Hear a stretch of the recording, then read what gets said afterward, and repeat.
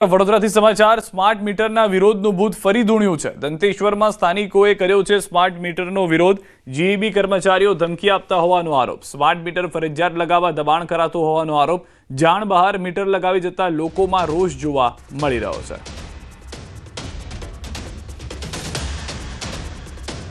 Display ચાલુ થઈ અને પછી મને તો ખ્યાલ નહીં કે આ સ્માર્ટ મીટર છે કે કયું મીટર છે, પણ મારા ટાવરના લોકોથી ખબર પડી કે આ સ્માર્ટ મીટર લાગ્યું છે।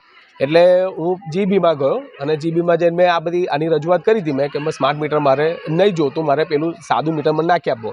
પણ એમને મને કીધું કે બધાને હવે આખા ઓલ ગુજરાતમાં આપણે આ જ નાખવાનું થશે। કે અમારી એ સમસ્યા છે કે આ લોકો વગર અમને કોઈ પણ જાતની જાણ કર્યા વગર એક તો અહીંયા આગળ સ્માર્ટ મીટર નાખવા માટે આવ્યા।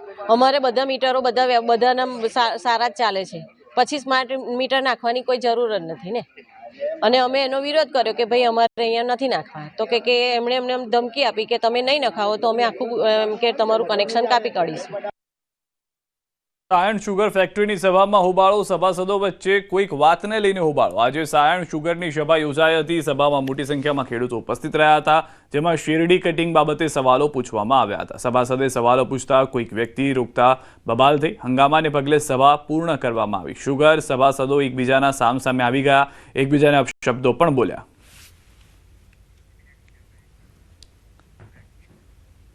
સુરતની સમાચાર। એસડીસીએ પ્રમુખ કનૈયા કોન્ટ્રાક્ટરની ધરપકડ। કરોડોની ઠગાઈ અને બોગસ દસ્તાવેજો મામલે કાર્યવાહી। આરોપીએ સગા સાથે છેતરપિંડી કર્યાનો આરોપ।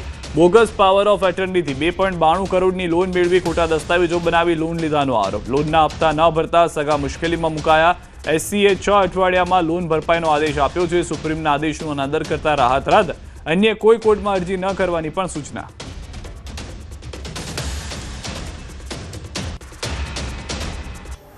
સુરતનું ક્રિકેટ ગ્રાઉન્ડ એટલે કે લાલભાઈ કોન્ટ્રાક્ટર સ્ટેડિયમ અને તેના પ્રમુખ છે કનૈયાભાઈ લાલભાઈ કોન્ટ્રાક્ટર કે જેમની સુરત ઇકોસાઇલે ધરપકડ કરી છે। 1 વર્ષ પહેલાં તેમના ભાઈના પરિવાર દ્વારા ફરિયાદ કરવામાં આવી હતી કે 2.92 લાખ રૂપિયાની બજાજ ફાઇનાન્સમાંથી લોન લેવામાં આવી હતી। નકલી દસ્તાવેજ અને પાવર ઓફ એટર્નીના આધારે આ લોન લેવામાં આવી હતી, જેને લઈને પરિવાર દ્વારા ફરિયાદ કરવામાં આવી હતી। છેલ્લા 1 વર્ષથી પોલીસ દ્વારા તપાસ કરવામાં આવતી હતી અને આજે સવારે તેમની ધરપકડ કરવામાં આવી છે। કનૈયાભાઈ કોન્ટ્રાક્ટર કહી શકાય ક્રિકેટ સ્ટેડિયમના પ્રમુખ છે અને સૌથી અગ્રણી અને મોટું માથું સુરતનું કહી શકાય। ત્યારે પોતાના જ પરિવાર સાથે 2.92 લાખની ખોટા દસ્તાવેજ મૂકી બજાજ ફાઇનાન્સમાંથી લોન લેવાની વિગત હતી। જો કે પરિવાર કહી રહ્યું છે કે લોનની ભરપાઈ કરી દેવામાં આવી છે, એનઓસી આપી દેવામાં આવી છે, પણ જે લોન લેવા માટે ડોક્યુમેન્ટ્સ મૂકવામાં આવ્યા હતા તે નકલી અથવા ખોટા હોવાના આક્ષેપો થયા છે, જેના આધારે ગુનો દાખલ થયો હતો અને કહી શકાય કે ગુનાના આધારે આજે તેમની 1 વર્ષ બાદ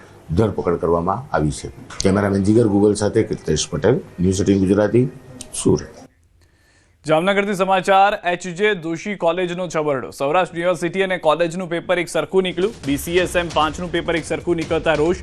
કોલેજ અને યુનિવર્સિટી વચ્ચેનો સાંઠગાંઠનો આક્ષેપ। જવાબદાર સામે કાર્યવાહી કરવાની માંગ કરવામાં આવી રહી છે। BCSM 5નું પેપર એક સરખું નીકળતા આ રોષ જોવા મળી રહ્યો છે। પ્રોગ્રામિંગ ઇન પાયથોનનું જે પેપર નીકળ્યું હતું એ same to same copy paste paper છે સૌરાષ્ટ્ર યુનિવર્સિટીના પ્રોગ્રામિંગ ઇન પાયથોનના 7 દિવસ પહેલાંનું જે પેપર હતું એમાં કોપી પેસ્ટ થયું છે, જેને લઈ આપણે સૌએ જાણવું પડશે કે એચજે દોશી કોલેજ અને સૌરાષ્ટ્ર યુનિવર્સિટીની કોઈ સાંઠગાંઠ છે કે કોલેજના કોઈને કોઈ ત્યાંના જે અધિકારીઓ છે અથવા ક્યાંય ને ક્યાંય ત્યાંના જે પ્રોફેસરો છે એની યુનિવર્સિટી સાથે સાંઠગાંઠ છે કે શું, કે અથવા ક્યાંય ને ક્યાંય વિદ્યાર્થીઓ સાથે ફેવરેટિઝમ થઈ રહ્યું એવું લાગે છે। રાજ્યમાં 6 નવી ડીઈઓ કચેરીને મંજૂરી મળી છે। સુરત, રાજકોટ, ગાંધીનગર, વડોદરા ગ્રામ્ય અને ડીઈઓ મળશે। અમદાવાદ શહેર, અંજાર, ભુજમાં કચેરીનું વિભાજન। અમદાવાદ પૂર્વ અને પશ્ચિમ એમ 2 ભાગમાં વહેંચાશે। રાજ્ય શાળા સંચાલક મંડળે નિર્ણયને આવકાર્યો છે। તેમનું કહેવું છે કે આ કરવાથી અનેક જગ્યાએ ફાયદા જોવા મળી શકે છે। કેટલી શાળાઓ કયા ડીઓ હસ્તક હશે એટલે શાળાઓનું પણ વિભાજન શિક્ષણ વિભાગે કરી નાખ્યું છે અને એ રીતે આજે આ જે ઠરાવ બહાર પાડ્યો ને અમે માનનીય CM સાહેબને વિનંતી કરી છે કે શક્ય હોય તો 1 ડિસેમ્બરથી આ વિભાજન થઈ જાય અને 2 કચેરીઓ અલગ બેસતી થાય તો શાળા સંચાલકોને પણ સરળતા થઈ જાય અને એ રીતે માનનીય મુખ્યમંત્રીશ્રીએ શાળાકીય શિક્ષણમાં જે રસ લઈ અને આજે 6 કચેરીઓ ઊભી કરી એ બદલ એમનો આપના માધ્યમથી અમે આભાર માનીએ છીએ।